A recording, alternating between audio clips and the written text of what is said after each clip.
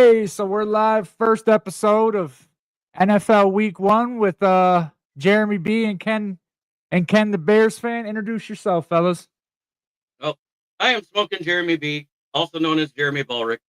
I have been writing articles for the Motor City Tribune over the past 3 seasons. This is my fourth season as an intern journalist. I also have been doing my podcast just as long and podcasting with the South Florida Tribune, which owns the Motor City Tribune. And Woody has known me off and on the past 4 years because we've been in and out of different Lions chats together. Absolutely. So we got a surprise guest. I talked to him last night and he hopped in. Look out for me, man. Ken, introduce yourself.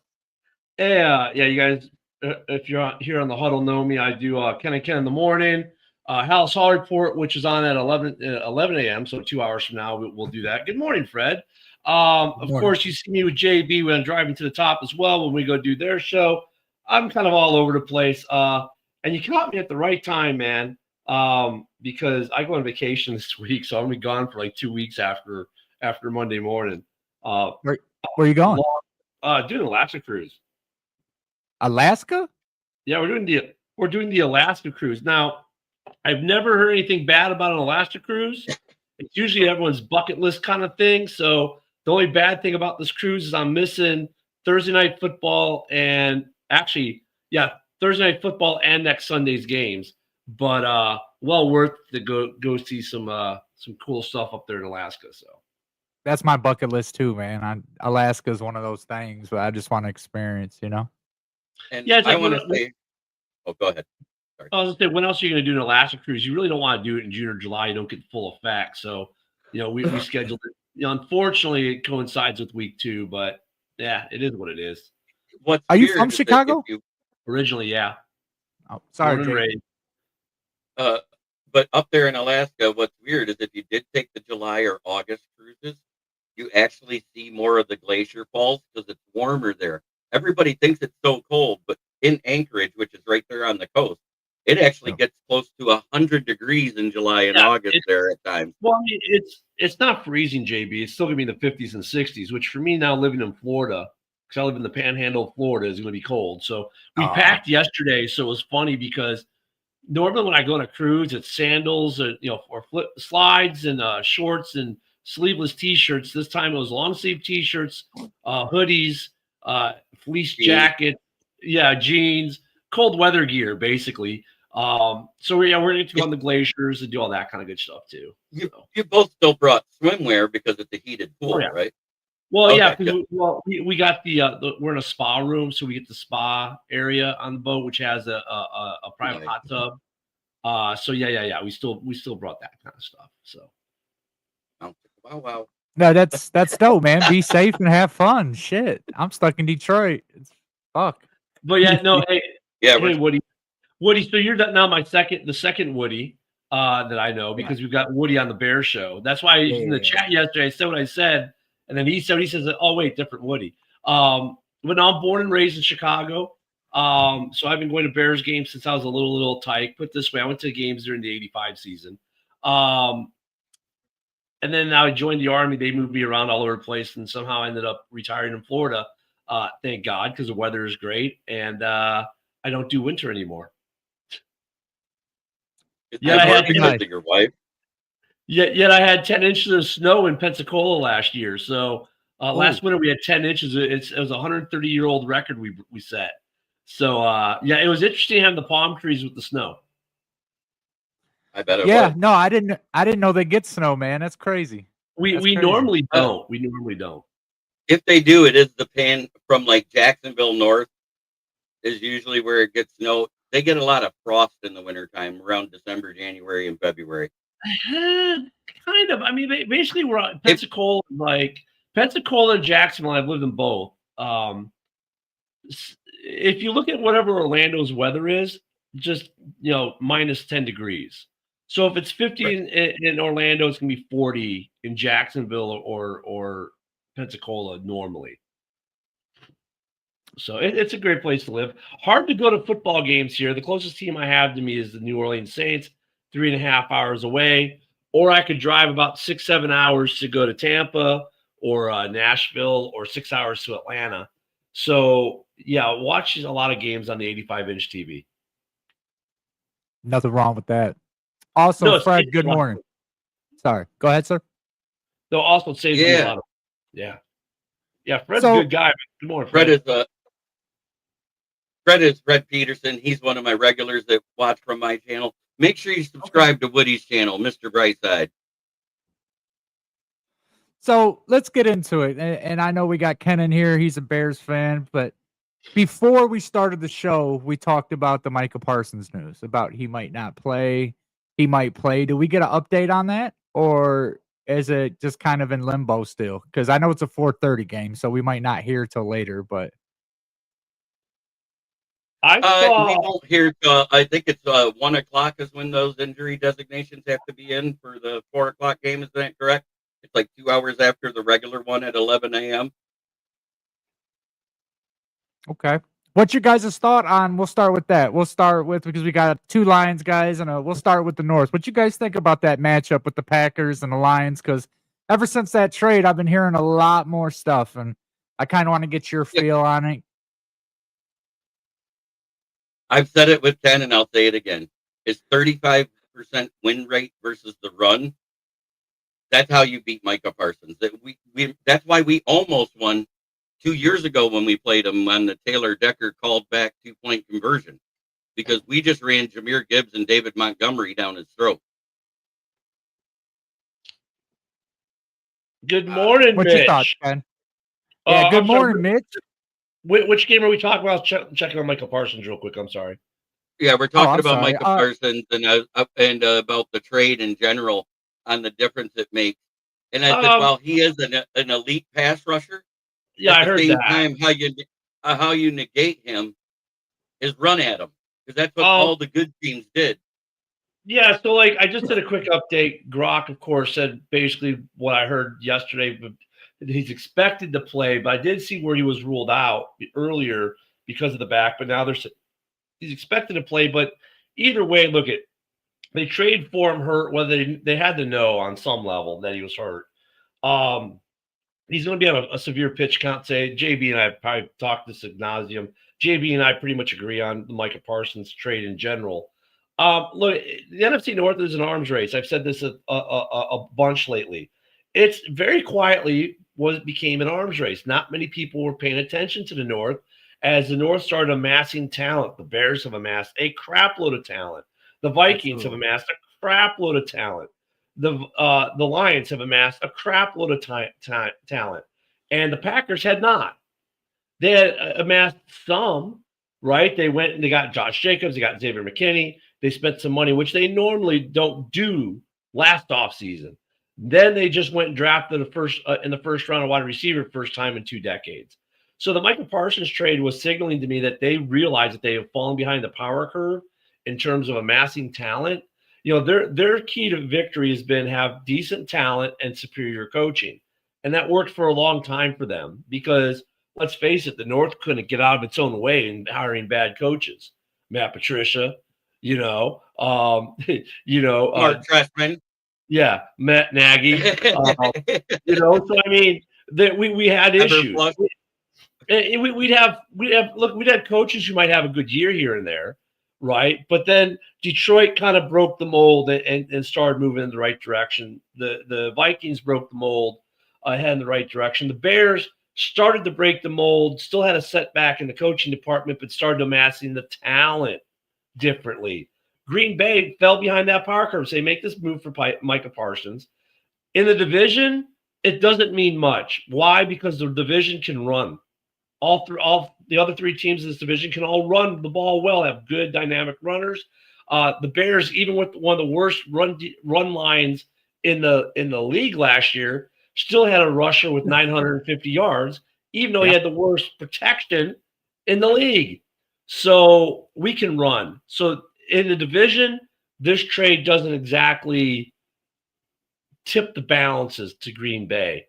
However, against teams that cannot generate run and can't run on the Packers, he will have a more significant impact. So you're going to see games for him where he's going to have like 3 sacks in a game, and they're going to win. And they're going, oh, look at all this great trade we made. Yeah, what about all the games where he's getting no sacks they're running at them, and now they're getting play action pass and all these other things, and you're losing.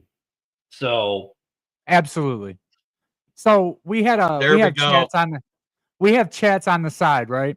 right. And I'm not going to point nobody out, but an individual who likes the Packers called our offense fool's gold, which I thought was one of the most. John Dorn. I'll call yeah.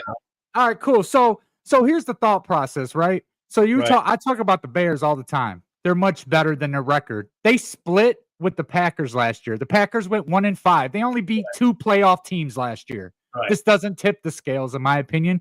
They're a good football team, but that's my thought process. The Bears are getting better. Everyone's good, right? Hey, The Bears here we go. This meme that Ken made says it all. Yeah. You made that, Ken? No, actually, I stole that one. That one I didn't make. If I make it, Okay. you'll see at Ken the Bear fan on the bottom. No, that one I stole. All good meme makers will steal a meme now and then. Absolutely. Look, I mean, yeah, everyone who watches like JB shows, my shows, know who John Dorn is. Look, here's the thing with the Packers and the Bears. Last year, the Bears started the season off 4-2. We were the worst record in the division at the time at 4-2. Then we found new and interesting ways because the coaching kind of imploded and the wheels fell off, right? But in the first 3 division games last year, before we had all the mass firings, you know what the margin of victory was between all 3 games? Probably less than 3 points. Around 7 points total between 3 games. 3, Gotcha. 3, and 1. So, yeah, Green Bay, when they come in, these guys are talking all their smack. Sorry, Steve. When you talk about your smack, I want to address what he's saying. You know, 1-5 in the division. You beat the Bears on a blocked field goal. So you could have really been 0-6 in the division. Your quarterback that you're paying $55 million a year for has not proved he's worth $55 million a year because he can't put together a complete season, let alone a complete game. This trade actually does something else different. Then I'll kick it to JB, who just gave me that look. And JB knows what I'm going to say about this. This trade puts more of a spotlight on Jordan Love to perform this year than had they not traded for Micah Parsons. Okay. Now, I'm going to say, yes, it was a huge trade because it addressed your biggest need. But at the same time, you took away, and John Gruden just talked about this. You lost one of your top run defending defensive tackles to the Cincinnati Bengals in the offseason. Then you traded your second best one to Dallas, who just had an amazing game versus Saquon Barkley. I don't care what anybody says. He was shutting Barkley down. Barkley's big runs came on the outside, not up the middle anymore. So if you want to talk crap about it, that's fine. But that's what I know. You got Deontay Wyatt. I know you got the other guy who showed up in the middle of the season last year during the few games when Kenny Clark was hurt versus us. And Jordan, he played a full season his first year. Last year, his second year was when he got hurt. But in the preseason, his first year starting, he missed 2 games due to a leg issue. And then he had the knee issue. And now he had the left thumb issue. I understand it's his non-throwing hand, but that just got healthy. And you know what you didn't face last year when you faced us in week 9? You didn't face Aiden Hutchinson. Yeah, and he's back and looks great. So, and Micah Parsons is great. First player for the first 4 seasons to get 12 or 10 plus sacks in a row since Reggie White. You can't discount that. But at the same time, you have to look at how he got his sacks and who he got them against. He got most of his sacks in bunches against really bad offensive line. And I mean really bad. If they were above average or better, he was limited to 1 or 2 sacks and would be tired out by a good running team. Because all the playoff teams, guess what they did well? They ran the ball. Now, Fred brings up a good point, though. He hasn't played up to his paycheck, and that's what I said. And conversely, you look at Jared Goff now, and look at when Jared Goff signed the $48 million contract, a lot of us outside Detroit were like, man, what are you doing? That contract now got paid. That contract now looks really good compared to a lot of other guys. So I mean, Green Bay, look at they're in an arms race. They didn't realize they got left behind in the arms race. They were the least talented team in the NFC North on paper as far as personnel. Kudos on Gutekunst and company for realizing they needed to make some changes. And over in the last year and a little bit of change, they've made some big changes, right? They've spent big money in free agency. They drafted a wide receiver in the first round. They made the biggest trade acquisition they've made in probably 4 decades. And giving up first round picks and money and the things they don't do. So give the Green Bay Packers credit for that. Yep. But the impact within the division is not going to be massive. Where it's going to have its most effect is probably outside of the division, which is great because you only play 6 of your 17 games in the division. So for those other 11 games, they'll definitely make more of a significant impact against teams that can't establish the run. So against Baltimore, it doesn't help you as much. But it does help you against – yeah, it helps you against Joe Burrow, though. Yeah. So it does help you there. It helps you with a lot of your other games, but I mean, they're better. It's like Chance Brown is a good running back, but that offensive line hinders his production. Yeah. He has great utilization. And I'm using fantasy football terms now because I did my fantasy football talk last night. He has great fantasy football utilization used in the screen pass. So every reception's a point. The problem is when you're hit behind the line because no one's blocking for you, it negates the yardage point. Yeah. So, I mean, the Micah Parsons trade, I mean, we're kind of making it simplistic. It's not that simplistic. But in a nutshell, at least that's the way I see it. They kind of like they gave up on the run defense a little bit to get the edge rusher, which does address the massive need. And oh boy, did you address it with a good edge rusher. But within the division, it's problematic because you've got teams that can establish the run, which then kind of weakens your edge rush a little bit because now you're going to have to take guys out of the box, which is going to allow for better double teams. And look, they've got another guy in Green Bay, but that you chip one, you double one, chip the other, and you're okay. Maybe Steve, maybe this might be the beginning because, like I said, it's an arms race in NFC North, and people outside the North have slept on the North and don't get what kind of arms race has gone on, and the amount of talent, the player talent in this division is ridiculous. Green Bay fell behind the power curve. They've realized that now.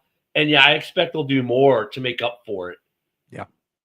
Oh, I agree, too. And you're going to have to restructure a bunch because next year you drop below $10 million in salary cap due to the dead cap of Kenny Clark hitting. So, if you don't restructure these right, you end up in cap hell in 2 years. Yeah. So other big news we have is Lions signed JMO last night to a 3-year contract with 2 still left on his rookie. I was surprised. Yeah, so I was not. I told you as soon as they accepted the 5th-year option during the draft that show that we were going to extend him. And you were like, no, you're not. This is a trade chip for next year. Is what you kept saying. Because here's the thing, though. Like the first 2 years, JMO was, well, let's face it, he didn't live up to the expectations. Last year they said it was a career year, but most of his big plays came on trick play and stuff like end arounds and stuff like that where he ran the ball. And he did a phenomenal job. The dude's lightning quick, got it. Devin Hester-ish, right? I get it. He still had he got the 5th-year option. He got 2 years on him.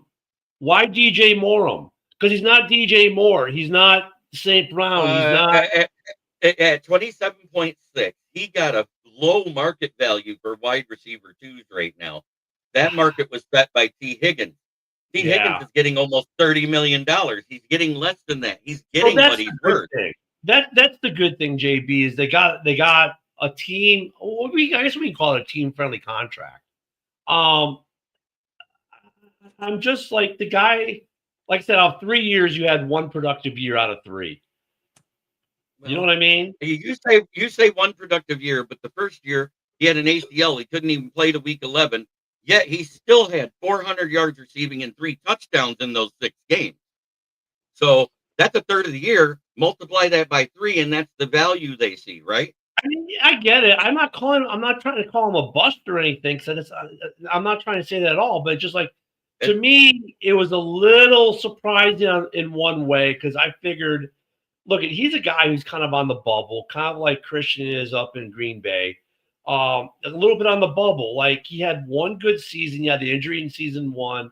Season 2 was kind of okay. Last year was great, but most of it wasn't for you're looking at a whole season versus looking at how many games he played. Again, he had 4 games he missed due to suspension, 2 that he missed from injury. So that's 6 games off the books. In 11 games, he had over 700 yards and 5 touchdowns. I mean, but look, like you said, though, it's kind of a team-friendly contract. So from that aspect, I got it. Christian Watson is on the bubble. Yeah, Christian Watson, and it's looking like Jaden Reed might be out this game too. But I'm talking like Christian Watson to me was like J-Mo. Like both those guys have a ton of talent, possible tons of talent, and they just weren't showing it on a consistent basis. And that was my thing with J-Mo. It's like for me, just J-Mo wasn't consistent. So, but look at the money they signed him, that's not bad. I mean, and now look, if he blows up, it's going to look great. If he blows up, it looks great. If he's mediocre, it's like, okay, they paid him what they should pay him. But at the same time, in 2 years, when that contract hits, right, that's going to be a cheap deal for a wide receiver too. That they're going up. Kind of like that golf effect. You know what I mean? How you sign Goff early, and then I'm a big fan of J-Mo. I think, like how many games did he miss last year? Like 4, 5? 2. I thought he missed. I thought that he got back from that suspension early, didn't he? No, he had a 2-game suspension for inadvertently using PEDs because his doctor changed his script. That's all it was. He has a documented ADHD patient. So when they switched the script without contacting the NFL, it became a PED issue. Yeah, we've been through this before. I don't know why I keep saying 4. In my head, I'm thinking he missed 4. I don't know if it was the original suspension, what they were talking about, or either or. But J-Mo's so important to this offense, in my opinion. He does so much for St. Brown, and vice versa. They both do a lot for each other. Amon-Ra, with the way he plays his crossing routes and everything underneath, frees up J-Mo over the top because they cheat the safeties in to help cover the middle of the field with the linebackers, because you're not covering him with your average linebacker. And then once they do that, over the top, boom, there goes J-Mo. It's like the Bears have followed the same kind of concept with DJ and now Rome, and now you add either Zach Ayes or you can add Luther Burden, or I mean, they've done it's the same kind of concept, and actually Minnesota's got the same kind of concept. Green Bay is working on that concept right now. I guess it's Golden and Dobbs for them. Yeah. Right. Tell them, Sarah. So good morning, Sarah. So they're kind of working that concept that you guys that the rest of us have. I don't just agree with what you guys are saying that he does a lot for St. Brown, because you also look at the key is you have a good tight end.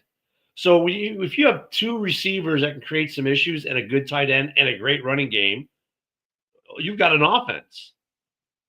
You've got a really good offense, potentially stellar offense. So, and we've seen how Detroit's been able to execute that, right?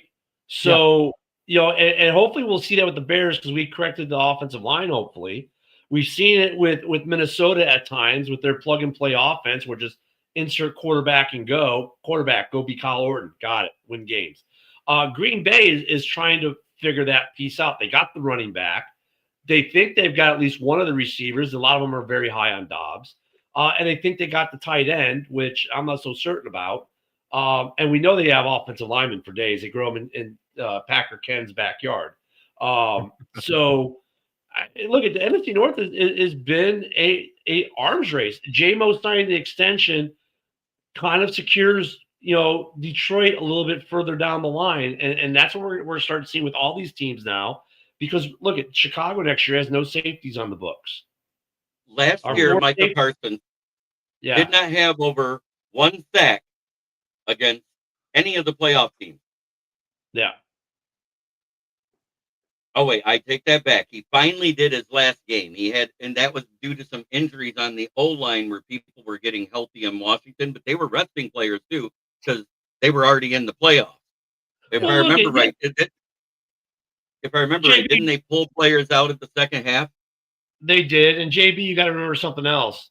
I'm not certain that Kraft is probably the fourth best tight end in the division as part of the starters. How's that, Steve?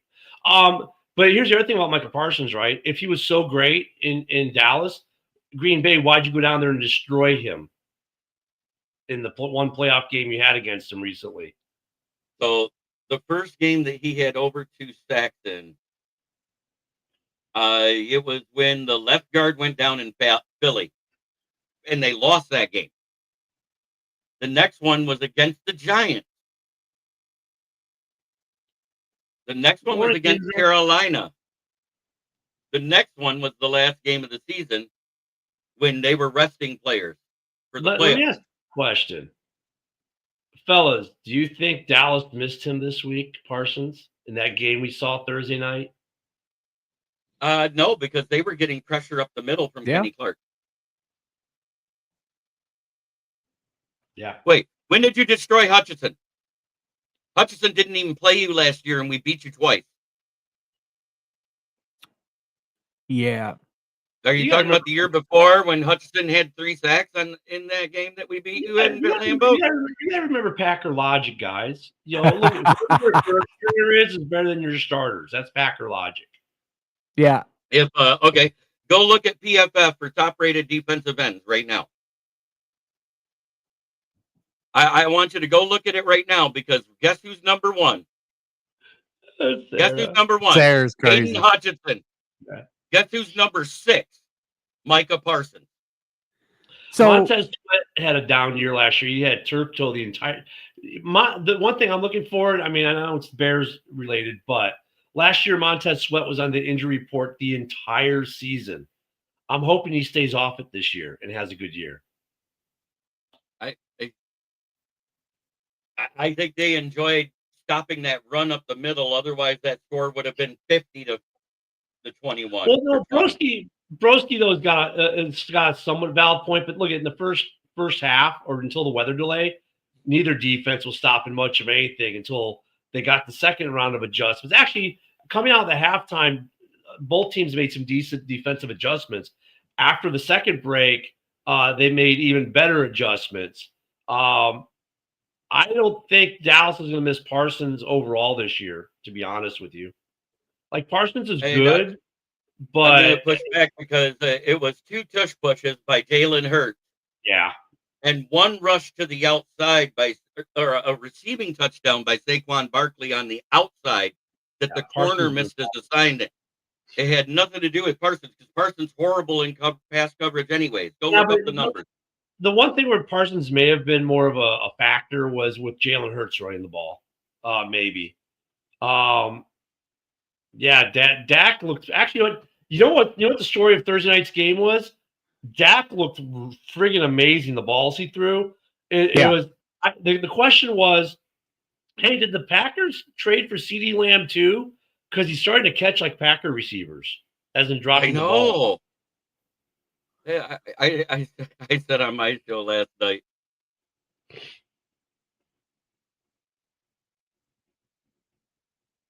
So Dak's a funny quarterback, right? He's an on-off guy. He goes from an MVP candidate to a backup quarterback year by year. You know what I mean? Like, and this is supposed to be his MVP quality year because he really didn't do shit last year. So we'll see with Dak. We'll see with Dak. The whole, I wonder if anything's going to happen to Dak because Dak definitely spit in Jalen's direction at his feet. I wonder if anything's going to come of that. But then you also get the open-handed hit from the guy from the Chargers on Kelsey. I wonder if anything's going to come from that the slap heard around Tay land. Dude almost laid Kelsey out with that slap, man. And they're like, oh, it's legal. It's open-handed. What? What? That is true. I know. Slapping helmets is legal. Wow. So they got Packers favored 2.5 points, over under 46.5, depending on where you go. What's your guys' picks for the game? I'm going to go right to my article. I wrote it based off of average scoring and scoring defense. 31-24 Lions. What about you, Yeah. Ken? Yeah, I could be somewhere along those lines. I don't think Green Bay wins today. In fact, I could see. Look at Micah Parsons already going to be on a pitch count as it was, as he integrates in his defense. Now you add in the back injury. Oh, by the way, you have no run defense anymore because you trade your best 2 run stuffers away. I expect a lot of Gibbs. I expect a lot of Montgomery. And then after they've done mashed up defense with that. The spread dropped yesterday to 1.5. Okay. Yeah. And I guess it's depending on what you use too, right? So, but yeah, I'll accept that. But I expect a lot of running early, and then it's going to open up the pass game. This game could get ugly fast, to be honest. Like calling it a 1-score game, it could get a lot worse really quick if you guys dismantle that defense and really. Look, it's one of those things that really sucks if you're a Packer fan because you get this big trade. It's like the Bears, the Khalil Mack trade. You should be excited, but now you get this like injury side of it too, which kind of, and then you get, oh, by the way, we lost our 2 best run stuffers, and we're playing the best running back room in the division. It's gonna be a long day for Green Bay. You know what? Unless Jordan Love has a phenomenal out of this world kind of day to beat your defense, I don't see any way Green Bay wins this game. So I'm with you guys too. Go ahead, Jerry. Sorry. I think both offenses are going to be very aggressive today. I think both defenses better be ready to defend on 4th down because Matt LaFleur towards the end of the season started pulling Dan Campbell and going for it on 4th down more, and everybody forgets that. But I'm going to say this to Packer fans that think that they're just going to easily stop the Lions. We have gone for it 7 times in our last 2 matchups. You know how many we completed? 6 of them. 4 of them for touchdowns. Yeah, because they still. So we got 6 out of 7 when we averaged 66.7%. It's funny. Like McKinney last year was pretty damn good early and now on. Nate Hobbs is out. Yeah. Well, like McKinney was really good for them last year, and that's what Packer fans will go. Yeah, but we got McKinney in the defensive backfield. It's like great. Who else isn't there this year? Jair Alexander. And McKinney's best games were when Jair Alexander was playing. Now, Jair Alexander only played in 7 games last year, but his stats in those 7 games are what some corners get in a whole season. Was amazing. Yeah. He had an amazing year when he played. And at the same time, Nate Hobbs, the guy they signed from the Raiders, is out this game. They had to sign somebody to the active roster to fill his shoes. So you got a newbie there. They let Valentine walk.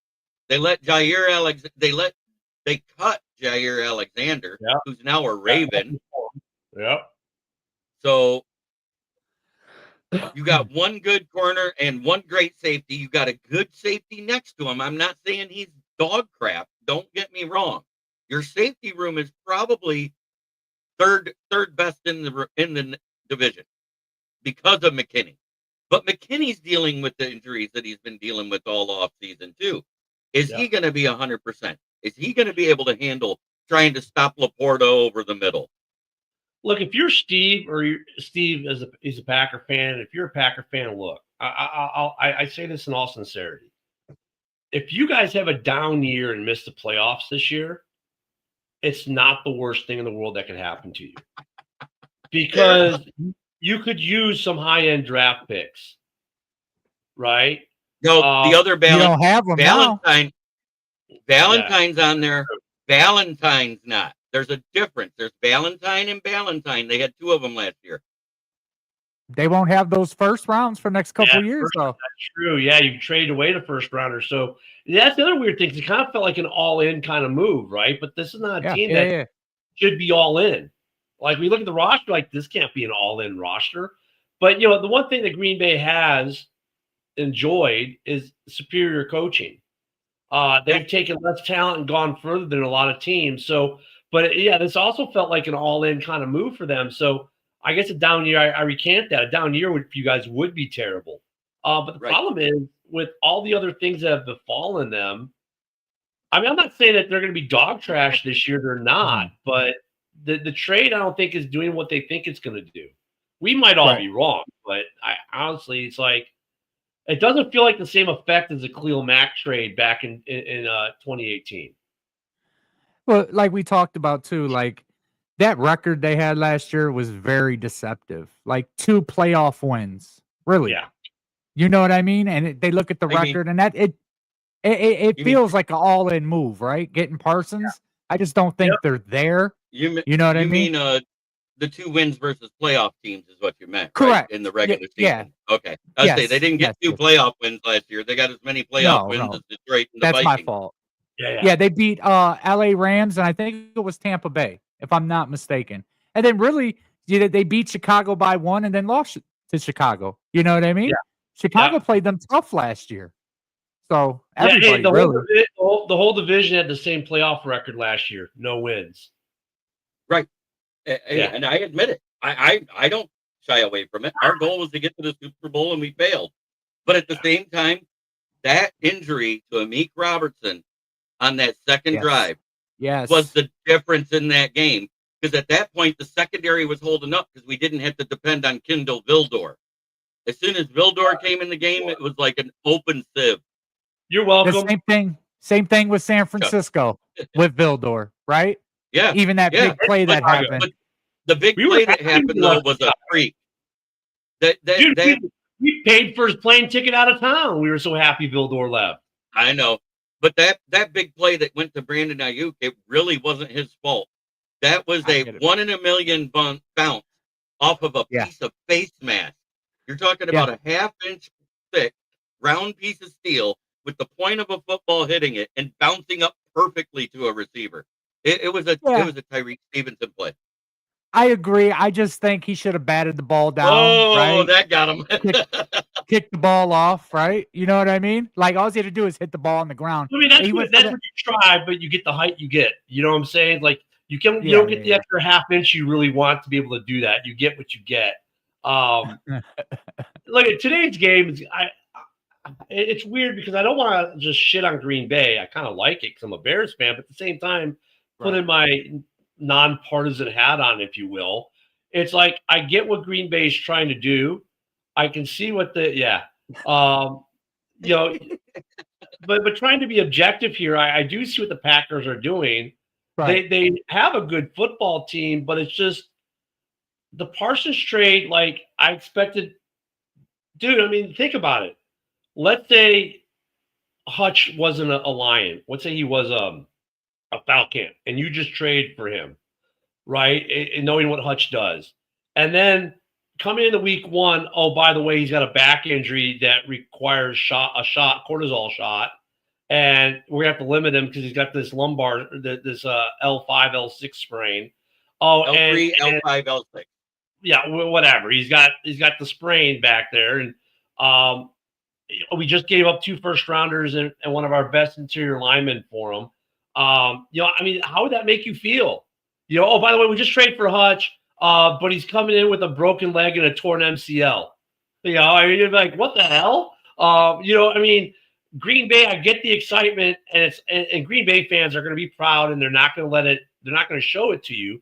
But privately, they're little private chats going, crap, what did we just do? This better work out. Yeah. And Parsons not one of those guys that wants to sit there and lose either. Right. Right? That can explode. And Even if you guys go ahead, bro. Go ahead. I'm just showing it to him. He's used to losing. He played for the rating system. Who's that? Dallas has one star in their helmet for a reason. It's a rating system. He's used to losing. Yeah. There's a lot of good. Go ahead, JB. I had a shot from the NFL, and this beat writer made it what every team is afraid of, and some of it was realistic, and some of it was about being funny. And the 1-star rating system in the big G sitting in moldy cheese on a helmet had the same exact fear, the divisional round. Yeah. So I think Oh, we yeah, all John Dorn sighting. hey now. So we all agree kind of like on the Lions, Packers. I want to get into the Bears and Vikings. I want to get into that. We got Ken here. I want to know his thoughts on this game. What's going on? I know we got JJ's first start. What's your thoughts on this? So, today we kind of find out we find out a couple. Well, we don't find out. We start to compile answers. Week 1, we're not getting answers, but this tonight or tomorrow night, we find out if the offensive line is repaired or fixed as we think it is. We find out if Ben Johnson is more than just a good OC, if he's a good head coach. For Detroit, man, is is the other is Justin Jefferson playing? Because I know he's got a hamstring issue, and there was he's questionable. If Right. if Jalen Johnson is playing, if just all these JJs, if Justin Jefferson does not play, then the other That guy. JJ, yeah, the other exactly that guy. If that JJ doesn't play, then McCarthy's without his top 2 receivers, and then he has the old man Adam Thielen. God give the man respect. He's a good safety net. He's got him and Hutch, and he's got a running game, and that's it. Dude, going into a hostile environment on national television, okay, with down at least one of your top weapons. JJ is a full participant, but we know he's got a hamstring issue because there was talk about it during the week. Is not an easy task for a young rookie quarterback. Now look at today we start to find out if KOC's system is really plug and play as far as just adding quarterback and go. This will also be the first game we're going to see Grady Jarrett in a Bears uniform on the field, and the first time we're going to see we're going to see Tooney on the field for Chicago. So we're going to start to get the answers to questions we've had on both teams Monday night. I think Chicago wins the game at home. It's just a really tough order for a rookie quarterback. Your first start in the NFL to go into a divisional rival's house on national television, Monday Night Football. Dude, that's not an easy task at all, especially when you're down one of your best weapons, because the Bears have shown they can shut JJ down. They did it last year. JJ's not what killed the Bears. Addison was. But now Addison's out, and I don't think Thielen has the same effect as Addison. He's not as good as Addison. Jeremy? I have said I thought the Bears were going to win, and it was exactly what he said. It's because it's his first NFL start in a regular season game versus NFL starter. And Caleb did pretty good about spreading the ball around after midseason. The problem is he had to hold the ball so long because he waited for long routes to develop and played a lot of hero ball. If he gets that out of his system, and accepts what Ben Johnson likes to do on offense, they'll be fine. There's a little bit of a misnomer on that, though, too, JB, because at the same time where I agree he did hold the ball too long in a lot of cases last year, when they were doing the second release, he had a long stretch where he had the 4th fastest release in the NFL last year. So, by the way, John Dorn thinks Caleb is a huge bust and hates anything Chicago because he's a diehard Packer fan that lives in the woods in Wisconsin and just comes in from hunting to watch games and talk football. Much love for John Dorn. Look, I think a lot of the last year too, Caleb had the worst offensive line in the league in front of him, right? He ended up with 2 head coaches, 3 OCs in his rookie year. And he still threw for 3,500 yards, only 6 interceptions. Second, the attempt to interception record is second only to Aaron Rodgers in NFL history. Best as a rookie. He's 5th all time in Bears passing already after 1 year with 3,500 yards. He had over 4,100 yards all purpose. Does he go take a step forward? He should. He should take a step forward. But at the same time, if it's the track record of somebody like C.J. Stroud, who had better touchdown numbers, a little more interceptions, but better overall numbers overall than what Caleb had his rookie year. Look at the fall off he had. Now, granted, they had some offensive line injuries and issues And then they there. have the weapons. Oh no, he had weapons. What are you talking about? He lost Dell at what, week 4, week 5? He lost Dell at week 9 the week before they played us. For half a season, Dell was there. Chicago has a lot more weapons than the Texans had, though, too. At the same time, you've got a wide receiving room where your second round pick, who you gave a fully guaranteed contract to, by the way, might be 4th or 5th on the depth chart, probably 4th. But the thing I love about Luther Burden III is he's buying into Ben Johnson's, no block, no rock. If you watch the preseason, man, he was throwing blocks. He's not afraid to throw blocks. Where did Ben Johnson learn that from? Yeah, I mean, but see, that's the thing about this game. We're going to find out, is Ben Johnson a guy who's like, let's see a Vic Fangio. You know what I'm saying? Vic Fangio, one of the best defensive coordinators probably in the history of the NFL. He's the oldest coordinator in the league right now. Awesome defensive coordinator, shitty head coach. Same with a certain offensive coordinator in New England. Great offensive coordinator, but he's killed 2 franchises when he tried to be a head coach. Is Ben Johnson going to be a good head coach? Now, look, he's got a good defensive coordinator along with him. Plus, he's got Eric Bieniemy as his running back coach. Plus, he's got Randall as his wide receiver / whatever the secondary title he gave him to steal him from the Lions coach. He's got some really good coaching. Hightower's this is his 3rd head coach in Chicago. For whatever, I don't know why he survived. So I guess good special team coaches are hard to come by, I guess. And Hightower's a pretty good one. So he's got a good coaching staff around him. I don't know how much that mitigates that, but we start to find out these answers on Monday night. I don't think anybody said Green Bay belongs in the UFL. I haven't seen that anywhere. No. And it's not that I want the Detroit to beat Green Bay because it's Green Bay and Detroit. I just think Detroit's the better team right now, today. I mean, if Green Bay was the better team, I'd call it for Green Bay, but I'm not because they're not. And honestly, like, offensively, Green Bay has to show me some things that the Lions don't, like that the receivers can actually catch the ball during a game.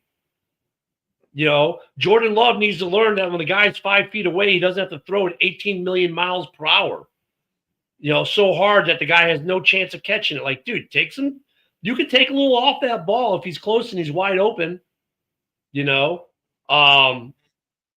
yeah, I mean, the Packers I think they're just, for the Packers too, it's bad situationally. If we go to the game later in the season and let's say the injuries are copacetic for each team and Micah Parsons is back full, then it's going to be a much better game than what we're going to see today for them. I'm not stopping you, Steve. I'm just speaking the truth. I'm sorry, man. I know Dorn and you and Rob Bertana and all the other Packer fans out there don't like to hear it. That's an honest assessment. Now, the honest assessment is they have a very good front 7. I am not taking away from it. All 3 of their linebackers that they have right now, because I expect Micah Parsons to be a linebacker, not a defensive end. They're very good. And then you go ahead and you move because they got Edrin Cooper, Rashawn Gary also plays that outside linebacker, and now they added Micah Parsons. But on your depth chart on the Green Bay Packers NFL.com website, they have Micah Parsons listed at defensive end and Luke Van Ness backing him up. So if that's the case, Luke Van Ness is better against the run, which means that rotation better be more often, especially on 1st and 2nd down. And we all know Detroit will run that ball on 3rd and 9. They don't give 2 fucks. I think in the first 4 weeks, regardless of injury, there's going to be a heavy rotation as Parsons gets integrated. And then look at like the Bears. We have the week 5 bye week. So by week 6, I think this Green Bay defense looks a lot different than it does in the first 4 games. They're going to become you're not going to want to play Green Bay come the end of the season if this thing gels right, like they hope it does. but right now is a good time to catch them because they're definitely weaker now than they were before this trade. Today they are. That doesn't mean they're weaker for the season. Today they're weaker because you don't have Kenny Clark in the middle, and you're not going to have Micah Parsons on the edge for the most part. So yes, they are a weakened team this week compared to what they were before this trade. I mean, I think that's fair to say. When you go to the Bears back to Bears Vikings, which was what he was asking about, I don't see Minnesota winning this game. I see a lot of home wins this year for the division. Yet here I'm taking the Lions in Green Bay, but I think that losing Addison's a lot bigger than what some people think. For at least definitely within the division. How long is Addison out for? 3 games. 3 games. Yeah. So this week, 3 games for Addison. Naylor is hurt for a minimum of because he was put on the IR, I believe. It wasn't an NFI. I believe it's IR. I think he's out for 4 to 6 weeks. So it's going to be a long day. You know, Naylor's out. Addison's out.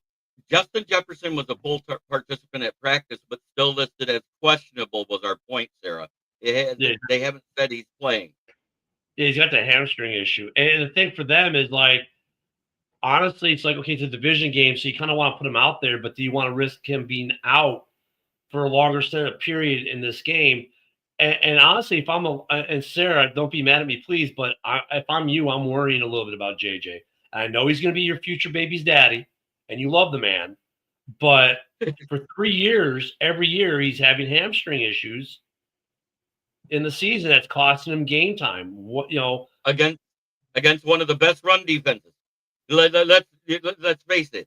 The 3 of the best run defenses was in this division last year. As a matter of fact, all 4 of us were in the top 15. Yeah. So don't say that the run is going to. Well, the Bears, though, were probably the weakest, but now you're running into Grady Jarrett and Gervin Dexter. I mean, that's a pretty formidable middle. On the outside, Montez Sweat isn't necessarily the best at it. I don't know about Dio. And Dio is another question mark that we should start getting answers on. Unfortunately for us, Booker is on the IR and won't be back till after the bye week in week 6. So you might have a better shot running to the outside. Oh, but wait a minute. Nope, you got to deal with Spider-Man and Brisker coming off the edge, though.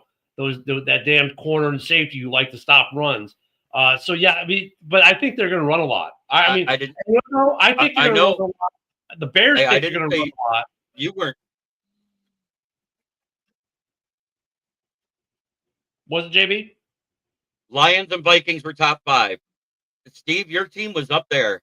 Lions and Vikings were top 5 against the run. The Bears was in the top 15. The Packers was in the top 15. I think you guys were 7th, if I remember right, versus the run. But whereas the Bears got better personnel-wise against the run, the Packers got worse. Like the guy that started next to Gervin Dexter is now the backup, and Grady Jarrett's in his place. And that was an upgrade. So the Packers, though, you are. Go ahead, JB. But at the same time, you got to also give it to Jeff Hafley because he did improve that defense from the year before. So they have a good defensive coordinator in his second year. That's consistency. So the scheme might be able to negate the loss, but it's only going to negate it so much. Right. And let's be honest, too, like the Hafley signing for them was kind of like dumb luck. Because here's a guy who's coaching college football, has no plans of ever going to the NFL, but because the NIL money says, you know what, I might as well go to the NFL because these guys are getting paid like they're in the NFL. Good morning, Commish. So I'm just going to go. And the Packers are like, well, hey, we got a job for you. And he turned that whole defense around. That was a little bit of luck and a little bit of genius by the Packers. It was. And I don't think hiring that assistant that was supposed to be helping the offensive line didn't hurt him in Robert Salah. Steve, he's been in the NFL before, but he said he had no plans of coming to the NFL. that he left his head coaching position in college football strictly because of the NIL issues. Right. He was not looking to come back. You guys called him at the right time while he was free, and he was like, "Oh, what the hell." Look, at only the Packer fans can take a compliment and tell you you're wrong for giving him a compliment. Right? Steve's like, well, you're wrong in your compliment. I'm giving you a compliment, dude. Just take it. Oh, no, you're wrong. Like, okay, I guess take the compliment back. Only Packer fans can do that. Anyone else takes the compliment. Like, yeah, you're right. We kind of got a little bit lucky. Dorn. You'll get I love to know how the attacks get personal. Yeah. I love how the attacks get personal. Yeah, None of us here has said personal attacks against any of you. That's Packer fans. But I like Dorn. He knows that. Dorn just likes to stir the pot, and he's good at it. But look, I feel the call of Mother Nature. I feel the call of Mother Nature, so I want to say my exit line, which is, I have to go drop a couple pack cards. But anyways, try every day to be a better person than you were the day before. That's the only way to make the world a better place, unless you're talking to a rival fan base. Then, have a good one, everybody. You too, Jeremy. Enjoy the game, Jeremy. Yeah, Woody. So I mean, we're in a fun position. Thanks, Ken. Yeah, have a good one, brother. Yeah, we're hey. Well, first off, welcome to the huddle and our band of crazies over here. I appreciate it. It's going to be a fun year, Sarah. We're lucky no one will hire Brian Flores. I think that changes once the head coaching job becomes available in Pittsburgh. I think Flores, you might get him for another year after this, but eventually Flores is going to get hired. But his case will be over by time. Sometime during the next 2 seasons, that case will be over. And yeah. I know, Steve. It just came off that way. Oh, that's cool. It just came off that way. You're good. So you both like Chicago in this game. I think it's rough for JJ because I really like that Chicago defense in his first game without Addison. It's tough. I'm higher on JJ than most other people, but that's a rough spot to be in, man. Well, I mean, I think he'll be fine overall. Look, it's like Sam Darnold last year when people are like, "Oh, Sam Darnold's gonna be crap." JB and I were both like, "No, he'll be fine." Just I would say channel your inner neckbeard, right? Be Kyle Orton, right? Be Kyle Orton. Be a game manager. Put the ball where they tell you to put it, when they tell you to put it, and you're going to win a lot of games. And he did do that, and they did win a lot of games. The question is a younger quarterback who's not as experienced in the ways of the NFL going to be able to do that? And then what kind of dumb rookie mistakes is he going to make? And look, at tonight, timing will be off. Even if JJ plays, he's got a hamstring issue. Timing's going to be off. He might be a half a step slower because of the hamstring. He might not be able to make a certain cut because of the hamstring. That will throw timing off. Anything that can throw timing off is going to be disastrous for JJ McCarthy. Yeah, against that defense in Soldier Field. I believe he was a Bears fan growing up, right? JJ's from Illinois. He might have been. He might be. Yeah, he's from Illinois. I know that. The singular state, Illinois? Yeah. Oh, Illinois. Yeah, I know. I always say Illinois. I don't know why. They make a lot of noise there lately. That's about it, yeah. At least in politics. But no, I mean, Jefferson, Steve asked, does he have ham? Yeah, it's been reported. I saw a couple articles on it. He's had hamstring issues the last 2 seasons. So it's not like it's surprising. That's going to be a big thing in the NFC North, man, is injury management. Like right now, the Bears are looking decent coming in. I think the Lions are looking pretty decent. The Packers are a little hampered this week with injuries. And the Vikings have a little bit of an issue here or there. But overall, the North is looking better this year coming into week 1 injury-wise than they did last year, I think. So, yeah. Okay, they have him in they have him in an Urlacher jersey. Nice. Yep. Well, hey, brother, we're about out of time. We got about 30 seconds left or that, and then Red Dance on. So why don't you close us out, man, and do your thing? Well, I appreciate Jeremy B and Ken joining, man, for the first NFL show on Sunday. Thanks for coming and spending an hour with me. Your show's next, correct? We're an hour from now. Red Zone Rant. Yeah. Got you. Okay. Well, thanks again, guys. Thanks for joining everybody, and we'll see you on Friday and Sunday, and every day, really. All right, Enjoy thank you, football. brother.